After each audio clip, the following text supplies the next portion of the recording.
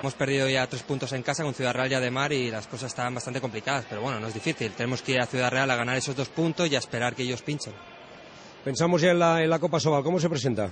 Bueno, pues como cada año, están los 4 equipos más fuertes de la liga y bueno, nosotros tenemos el Portland, esperemos hacer un buen partido, llegar a la final y la verdad es que será un gran partido tanto Valladolid y Ciudad Real que están jugando últimamente muy bien.